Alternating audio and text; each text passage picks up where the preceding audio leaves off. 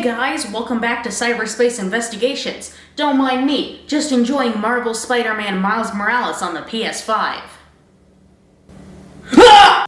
Looks like I'm screwed. I've contracted ninjinitis. It means my hands are stuck to this PS4 controller for the foreseeable eternity. The only way I can get rid of them is to talk about the PlayStation 5.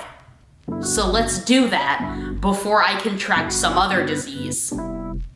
The PlayStation 5.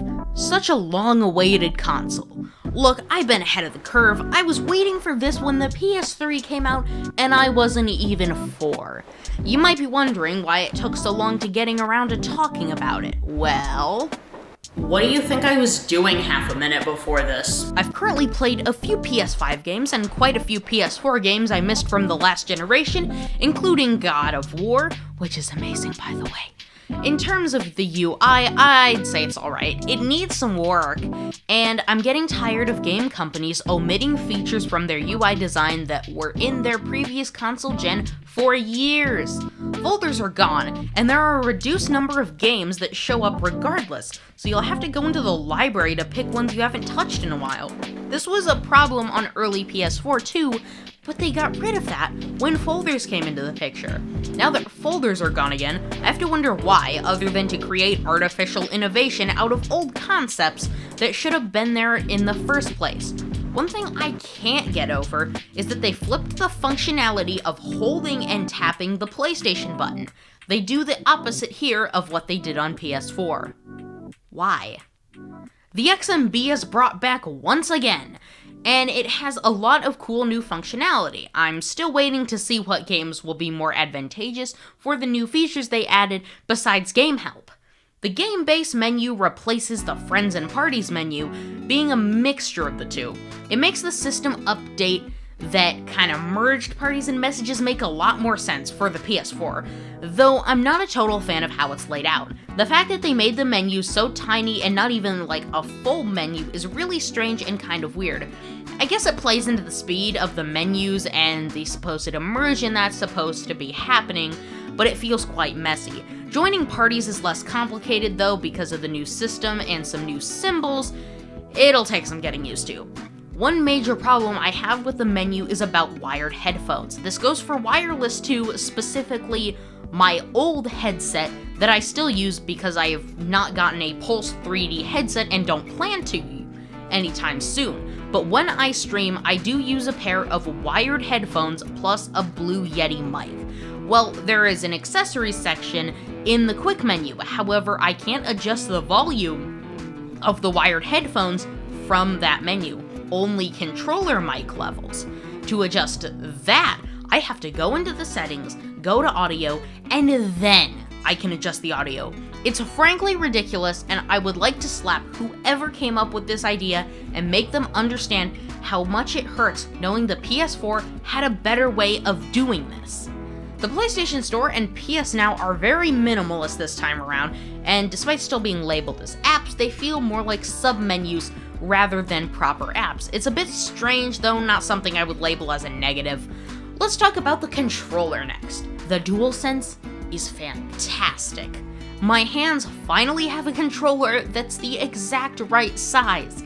The rumble is vastly improved, and this was done by the same company as the Switch's HD rumble, which because of the larger controller, it's way better than that. Adaptive triggers are also amazing, though sometimes they don't turn off quite right. To fix that, I usually go into Astro's Playroom really quick to reset it and it works. Stuff breaking is something I still fear with the controller, but some of my fears have been put to rest. However, I do think that it could be better.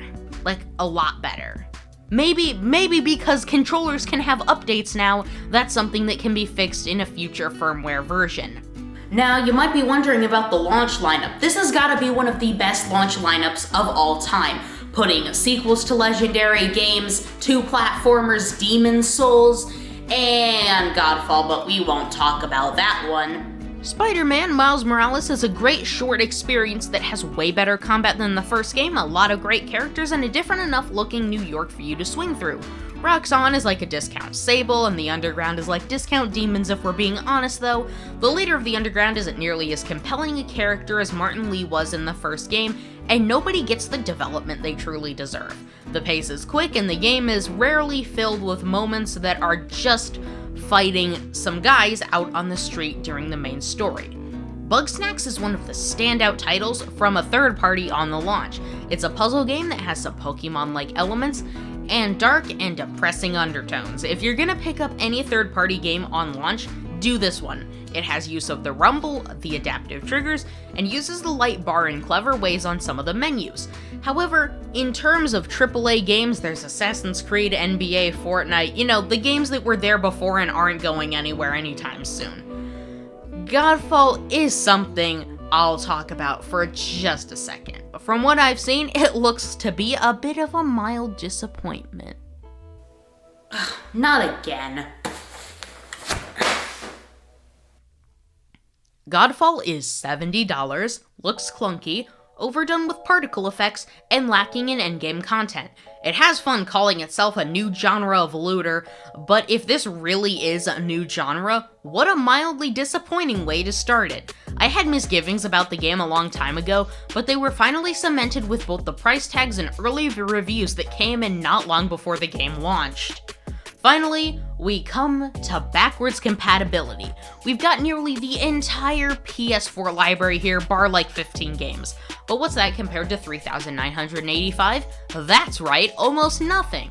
PS4 games run beautifully here, at least the ones that weren't capped at 30 FPS. Games like Final Fantasy XV and God of War look incredible on PS5, and offer an experience that makes you wonder if you can go back to playing games at 30 FPS.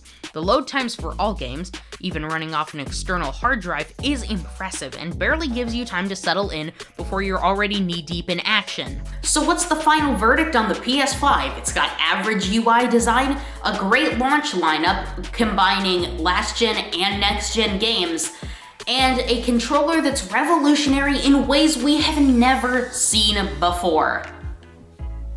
Oh, would you look at that? The controller's gone. Now back to Miles Morales.